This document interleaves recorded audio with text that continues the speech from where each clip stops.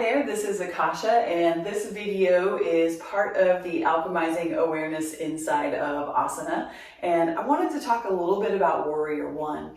Warrior One is a pose that a lot of times in a flow class, we go to from the forward fold, step back, drop the heel, and then from here, we tend to straighten the front leg a little bit, come up, then bend the knee.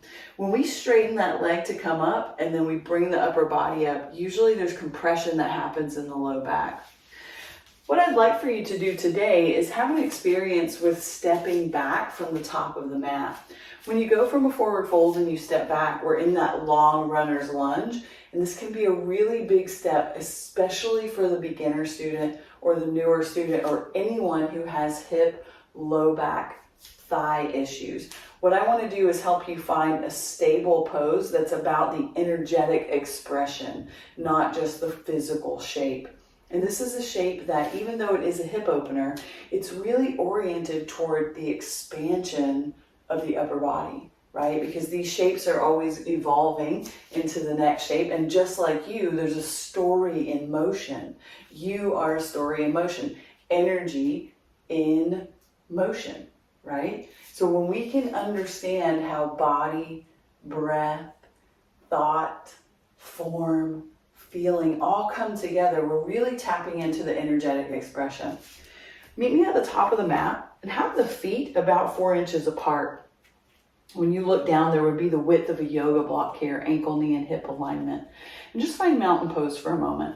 Draw that space of the pubic bone up toward the navel. You'll feel the tailbone slightly descend, and this will naturally line up shoulder, hip, knee, and ankle here.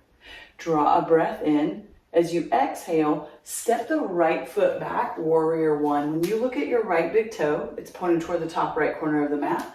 When you look at your left knee, it's directly over the ankle. Bring your left fist and bring it to the hip bone. So this is called your ilium, also known as the hip bone.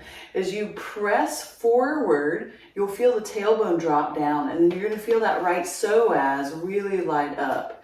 Keep that and continue to sit into the front knee. Bring the pubic bone forward, and then from here, reach the right arm up, and then the left. And just notice how you feel. The work is really happening in the back leg, and the front leg is stabilizing the posture. As you exhale, hands come to heart center. Gentle straighten of the front knee. Step back to the top of the mat. Release the hands down. Again, just observe. Can you feel from the big toe all the way up to the bottom of that right cheek, maybe even above the right eye? So the expression of the pose is from the back leg to the fingertips. Yes, the front knee is actively working to stabilize any forward or backward movement so we can really sit down into that hamstring. And what's happening is a lot of people are overworking in that front leg, which is really not allowing any support to happen on the other side of the SI joint when the leg is back, because this is a huge asymmetrical movement. So let's think about this as we do the other side. So again, top of the mat, when you look down, toes point forward, 4 inches in between the feet. Anchor the inside edges of the feet so you feel that muscle chain from the big toe to either side of the navel naturally fire up. Chin draws in, full breath in. Step that left foot back. And so here, you'll notice you're limited by the step from bending that front knee. That's exactly what we want. You can see this is asymmetrical. This hip's going this way, this hip's going forward. So first we want to think about what's happening with the back foot, because the knee and the hip connected to the ankle. So back big toe points toward the top left corner of the mat. Right fist comes to that right hip bone. From there, right hip bone draws back. That's going to naturally draw that left hip forward. Drop the tailbone. This is going to get you to liberate the heart.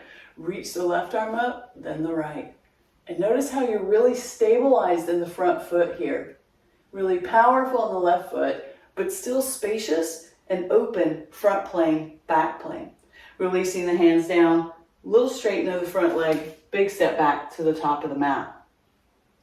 So Virabhadrasana 1 is a posture that a lot of people complain about low back pain, which is why I wanted to share this with you, because the energetic expression is from the back big toe upward. And a lot of times people get hung up in the front part of the shape.